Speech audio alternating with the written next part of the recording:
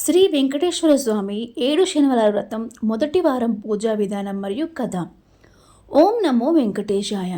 కలియుగంలో కష్టాలను తీర్చే కల్పవృక్షం, కోరిన వరాలనిచ్చే కామధేనువు ఆ ఏడుకొండలవాడు. మనిషి తన జీవితంలో ఎన్ని కష్టాలు అనుభవించినా గోవిందా అని ఒక్కసారి ఆర్తిగా పిలిస్తే చాలు, ఆపద్బాంధుడు పరుగున వస్తాడు.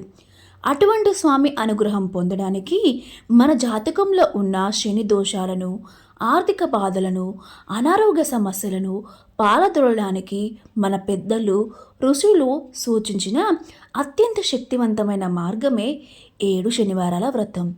ఈ వ్రతంలో మొదటి శనివారం చాలా విశిష్టమైనది. పునాది ఎంత గట్టిగా ఉంటే భవనం అంత బలంగా ఉంటుందో, మొదటి వారం మనం తీసుకునే సంకల్పం ఎంత బలంగా ఉంటే మన కోరిక అంత త్వరగా నెరవేరుతుంది. ఈ వ్రతాన్ని ఒక మొక్కుబడిలా కాకుండా ఆ స్వామిపై ప్రేమతో, భక్తితో ప్రారంభించాలి. ఈరోజు మనం చేసే పూజ, చదువుకునే కథ మన జీవితాన్ని మలుపు తిప్పుతుంది. వ్రతం ప్రారంభించాలనుకున్న వారు మొదటి శనివారానికి ముందు రోజు అంటే శుక్రవారం నాడే ఇంటిని శుభ్రం చేసుకోవాలి. ఆ రోజు నుండే సాత్వికమైన ఆహారాన్ని తీసుకోవడం మంచిది. శనివారం తెల్లవారుజామున సూర్యుడు ఇంకా ఉదయించక ముందే అంటే బ్రహ్మ ముహూర్తంలోనే నిద్ర లేవాలి. ఈరోజు నేను నా స్వామి కోసం వ్రతం చేస్తున్నాను అనే ఆలోచనతోనే మేలుకో రావాలి. తలస్నానం ఆచరించి ఇంటి గుమ్మాలకు పసుపు రాసి కుంకుమ బొట్లు పెట్టి ముగ్గులు వేసి మహాలక్ష్మీదేవిని ఆహ్వానించాలి. ఉతికిన శుభ్రమైన వస్త్రాలను, సాధ్యమైతే పసుపు లేదా తెలుపు రంగు వస్త్రాలను ధరించాలి. పూజ గదిని శుభ్రం చేసి శ్రీ వెంకటేశ్వర స్వామి పటాన్ని లేదా విగ్రహాన్ని సిద్ధం చేసుకోవాలి. స్వామి పటానికి గంధం, కుంకుమ పెట్టి సువాసన వెదజల్లే మల్లెలు, జాజులు, బంతిపూలతో అలంకరించాలి. ముఖ్యంగా స్వామికి అత్యంత ప్రీతిపాతమైన తులసి దళాలను తప్పనిసరిగా సేకరించుకోవాలి.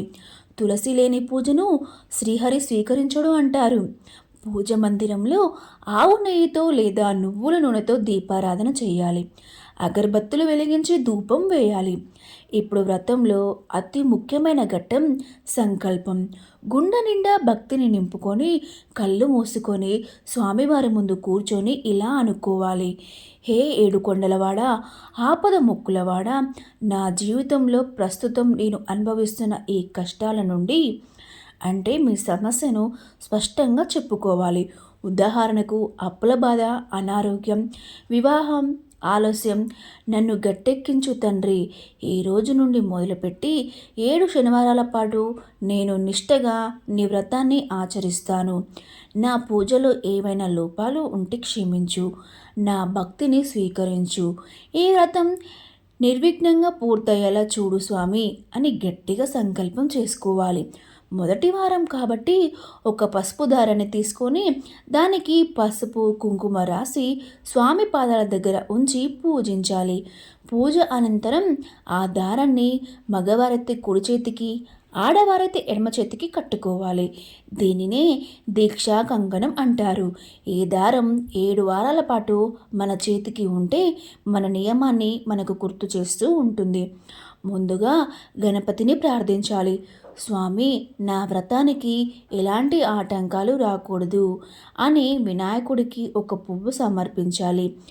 ఆ తర్వాత వెంకటేశ్వర స్వామి అష్టోత్తర శతనామాలి 108 పేర్లు చదవాలి. ఒక్కో పేరుకు ఒక్కో తులసి దళాన్ని లేదా పువ్వును స్వామి పాదాల దగ్గర వెయ్యాలి. మంత్రాలు రానివారు, చదవడం రానివారు చింతించాల్సిన పని లేదు. కేవలం ఓం నమో వెంకటేశాయ లేదా గోవింద గోవింద అని మనసులో అనుకుంటూ పూలు సమర్పించిన స్వామి సంతోషిస్తాడు. పూజ మధ్యలో స్వామివారిపై ఉన్న కీర్తనలు పాడుకోవచ్చు లేదా వినవచ్చు. ధూపం, దీపం చూపించిన తర్వాత నైవేద్యం సమర్పించాలి. మొదటి వారం స్వామికి బెల్లమన్నం లేదా నానబెట్టిన శనగలు, పానకం, వడపప్పు వంటివి నైవేద్యంగా పెట్టాలి. నైవేద్యం పెట్టేటప్పుడు స్వామి, ఇది కేవలం ఆహారం కాదు, నా భక్తి అనే తీపిని ఇందులో కలిపి నీకు అర్పిస్తున్నాను, స్వీకరించు అని భావించాలి. పూజ నైవేద్యం పూర్తయ్యాక చేతిలో కొన్ని అక్షింతలు పూలు పట్టుకొని ఈ వ్రతకథను భక్తి శ్రద్ధతో చదవాలి లేదా వినాలి. ఈ కథ వినడం వల్ల మనసులో భయం పోయి ధైర్యం వస్తుంది. పూర్వం కాంచీపురం అనే సుందరమైన నగరంలో ధర్మపాలుడు అనే ఒక వైష్ణోత్తముడు ఉండేవాడు. అతను కేవలం ధనవంతుడే కాదు, అంతకు మించిన గుణవంతుడు. అతని ఇల్లు ఎప్పుడు అతిథులతో బంధుమిత్రులతో కలకలలాడుతూ ఉండేది. నిత్యం అన్నదానాలు, దేవాలయాలకు విరాళాలు, పేదలకు సహాయం చేయడం అతనికి వెన్నతో పెట్టిన విద్య. అతనికి సుశీల అనే సాధ్వి అయిన భార్య, 4 యోగ్యులైన కుమారులు ఉన్నారు. లక్ష్మీదేవి వారి ఇంట్లో స్థిరనివాసం ఏర్పరచుకుందేమో అన్నట్లుగా వారి జీవితం సాగిపోతుంది. కానీ కాలం ఎప్పుడూ ఒకేలా ఉండదు. గ్రహగతుల ప్రభావం మనిషి జీవితాన్ని తలకిందులు చేయగలదు. ధర్మపాలుడి జాతకంలో ఏలినాటి శని దశ ప్రారంభమైంది. అప్పటి వరకు పూల పాన్పుల ఉన్న అతని జీవితం ఒక్కసారిగా ముళ్ళబాటగా మారింది. వ్యాపారంలో అనుకోని నష్టాలు రావడం మొదలయ్యాయి. సముద్ర వ్యాపారం కోసం ఇతర దేశాలకు పంపిన అతని నౌకలు సముద్రంలో మునిగిపోయాయి. గోదాంలో నిల్వ చేసిన విలువైన సరుకులు అగ్ని ప్రమాదానికి గురై బూడిదయ్యాయి. ఒక పక్క వ్యాపారం దెబ్బతింటుంటే మరోపక్క నమ్మిన స్నేహితులు, బంధువులు శత్రువులుగా మారారు. అప్పుల వాళ్ళు ఇంటి మీదకు వచ్చి గొడవలు చేయడం, అవమానించడం మొదలుపెట్టారు. ఒకప్పుడు దాన ధర్మాలు చేసిన చేతులతోనే ఇప్పుడు తినడానికి తిండి లేక ఇబ్బంది పడాల్సి వచ్చింది. సమాజంలో తలెత్తుకు తిరగలేక, ఆ అవమాన భారాన్ని మొయ్యలేక ధర్మపాలుడు ఒక కఠిన నిర్ణయం తీసుకున్నాడు. ఒకనాడు అర్ధరాత్రి ఎవ్వరికి చెప్పకుండా తన భార్య పిల్లలను తీసుకొని నగరం విడిచిపెట్టి వెళ్ళిపోయాడు. కట్టుబట్టలతో, కాళ్ళకి చెప్పులు కూడా లేకుండా ఆ కుటుంబం దట్టమైన అడవి మార్గం గుండా ప్రయాణించింది. అడవిలో ఎండకు ఎండుతూ, వానకు తడుస్తూ, ఆకలితో అలమటిస్తూ నడిచారు. పిల్లలు ఆకలికి తట్టుకోలేక ఏడుస్తుంటే ధర్మపాలుడు గుండె తరుక్కుపోయింది. ఒక పెద్ద వటవృక్షం కింద అలసిపోయి కూర్చున్నాడు. ధర్మపాలుడు ఆకాశం వైపు చూసి కన్నీటితో దేవుణ్ణి నిలదీశాడు. హే మాధవ, నేను ఏ పాపం చేశాను? నిత్యం నిన్ను ఆరాధించాను కదా, ధర్మాన్ని తప్పలేదు కదా, మరి నాకెందుకు ఈ దుస్థితి? నా బిడ్డలకు పట్టడు అన్నం పెట్టలేని దౌర్భాగ్య స్థితిని ఎందుకు కల్పించావు అని బోరునా విలపించాడు. సరిగ్గా అదే సమయానికి ఆ మార్గం గుండా తేజవంతుడైన భృగు మహర్షి తన శిష్యు బృందంతో వెళ్తున్నారు. ధర్మపాలుని ఆర్తనాదాలు విన్న ఆ మహర్షి అక్కడికి వచ్చారు. ధర్మపాలుడిని, అతని కుటుంబ దీనస్థితిని చూసి ఋషి మనసు కరిగిపోయింది. నాయనా, ఎవరవు నువ్వు? ఎందుకు ఇంతలా శోకిస్తున్నావు? నీ కష్టానికి కారణం ఏమిటి అని అడిగాడు. ధర్మపాలుడు ఋషి పాదాలపై పడి తన గతాన్ని, తన వైభవాన్ని, ప్రస్తుతం పట్టుకున్న దరిద్రాన్ని వివరించాడు. స్వామి, నా కష్టాలు తీరే మార్గం లేదా? నా కుటుంబం ఆకలితో చనిపోవలసిందేనా అని వేడుకున్నాడు. అప్పుడు భృగు మహర్షి తన దివ్య దృష్టితో పరిశీలించి చిరునవ్వుతో ఇలా అన్నాడు. వ్యాపారి, భయపడకు. ఇది నీ పూర్వజన్మ కర్మ మరియు ప్రస్తుతం నడుస్తున్న శనిదోష ప్రభావం. కానీ కలియుగంలో కష్టాలను తీర్చే ప్రత్యక్ష దైవం శ్రీనివాసుడు ఉన్నాడు. ఆ 7 కొండల వాడిని నమ్ముకున్న వాళ్ళు చెడిపోయినట్టు చరిత్రలో లేదు. నువ్వు 7 శనివారాల వ్రతం ఆచరించు. 7 వారాల పాటు నిష్టగా స్వామిని పూజించు. నీ దగ్గర ఉన్నదానితోనే నైవేద్యం పెట్టు. 7వ వారం వ్రతం పూర్తయ్యాక నీ శక్తి కొద్దీ అన్నదానం చేయి. ఖచ్చితంగా నీ పోయిన వైభవం నీకు తిరిగి వస్తుంది. శనిదోషం తొలగిపోతుంది అని చెప్పి ఆ వ్రత విధానాన్ని, నియమాలను వివరించి ఋషి ఆశీర్వదించి వెళ్ళిపోయాడు. ఋషి మాటలు ధర్మపాలుని కొంత ఆశను నింపాయి. అడవిలోనే ఒక చిన్న పర్ణశాల నిర్మించుకున్నాడు. దగ్గరలో ఉన్న పల్లెటూరిలో చిన్న పనులు చేస్తూ వచ్చిన కొద్దిపాటి డబ్బుతో పూజ సామాగ్రి కొన్నాడు. అది మొదటి శనివారం ధర్మపాలుడు అతని భార్య సుశీల అత్యంత భక్తితో వ్రతం మొదలుపెట్టారు. అక్కడ బంగారు పల్లాలు లేవు, పట్టు వస్త్రాలు లేవు. అడవిలో దొరికిన రంగురంగుల పువ్వులు, తులసి ఆకులే వారి పూజ సామాగ్రి. అడవిలో దొరికిన పండ్లే స్వామికి నైవేద్యం. స్వామి, నా దగ్గర ఐశ్వర్యం లేదు, కానీ అచంచలమైన భక్తి ఉంది. నా కన్నీళ్ళే నీకు అభిషేకం అని సంకల్పం చేసుకొని మొదటి వారం పూజ పూర్తి చేశారు. ఆ రోజంతా ఉపవాసం ఉండి స్వామి నామస్మరణతో గడిపారు. ఇలా భక్తితో చేసిన పూజ వృధా పోతుందా? ధర్మపాలుడు ప్రతి శనివారం ఎంతో నిష్ఠగా వ్రతం చేస్తూ వచ్చాడు. సరిగ్గా 6వ శనివారం నాడు స్వామివారి లీల మొదలైంది. ఆ దేశపు మహారాజు వేట కోసం ఆ అడవికి వచ్చి దారి తప్పి ధర్మపాలుడి కుటీరం దగ్గరికి వచ్చాడు. రాజుకు విపరీతమైన దాహం, ఆకలి వేస్తున్నాయి. ధర్మపాలుడు రాజును చూసి అతిథి మర్యాదలు చేసి తన దగ్గర ఉన్న చల్లని మజ్జిగను, పండ్లను ఇచ్చి ఆదరించాడు. ఆ ఆతిథ్యానికి, ధర్మపాలుడి సంస్కారానికి రాజు ముగ్ధుడయ్యాడు. మాటల సందర్భంలో ధర్మపాలుడి గతము, అతని నిజాయితీ రాజుకు తెలిసాయి. ఇంతటి నీతిమంతుడు అడవిలో కష్టపడకూడదు అని భావించిన రాజు ధర్మపాలుడిని తన నగరానికి ఆహ్వానించాడు. అతనికి పోయిన ఆస్తిని తిరిగి సమకూర్చడమే కాకుండా తన ఆస్థానంలో మంత్రిగా నియమించుకున్నాడు. 7వ శనివారం నాటికి ధర్మపాలుడు తన పూర్వ వైభవాన్ని పొందాడు. తన కొత్త భవనంలో 7వ వారం పూజను అత్యంత వైభవంగా నిర్వహించాడు. 1000 మందికి అన్నదానం చేశాడు. శనిదోషం తొలగిపోయి ఐష్టైశ్వర్యాలు సిద్ధించాయి. అతని కొడుకులకు మంచి సంబంధాలు వచ్చాయి. ధర్మపాలుడు జీవితాంతం సుఖ సంతోషాలతో గడిపి చివరికి విష్ణు సాయుధ్యాన్ని పొందాడు. కాబట్టి ఎవరైతే ధర్మపాలులాగా కష్టాల్లో ఉన్నప్పుడు కుంగిపోకుండా ఆ శ్రీనివాసుడిని నమ్మి ఈ 7 శనివారాల వ్రతం చేస్తారో వారికి సకల శుభాలు కలుగుతాయి. కథ పూర్తయిన తర్వాత అక్షింతలను స్వామివారి పాదాల దగ్గర వేసి నమస్కరించుకోవాలి. చివరగా కర్పూర హారతి ఇవ్వాలి.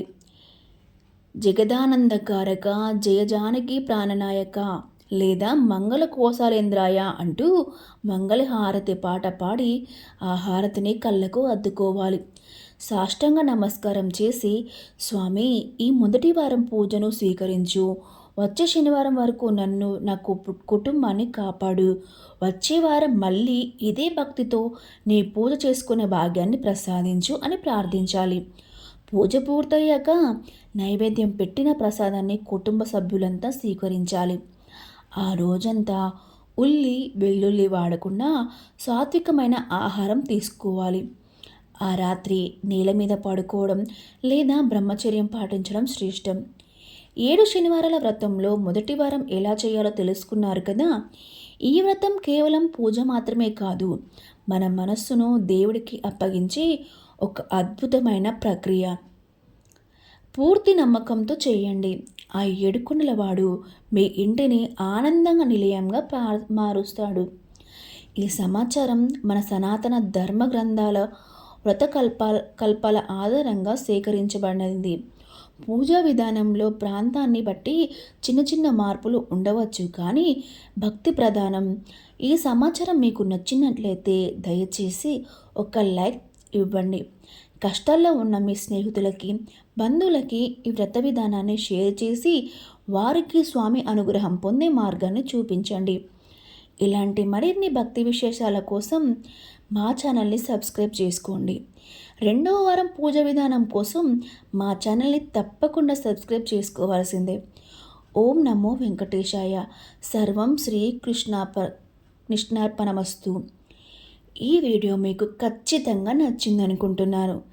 కాబట్టి మీరు దయచేసి నా కోసం ప్లీజ్ ఒక లైక్ ఇవ్వండి.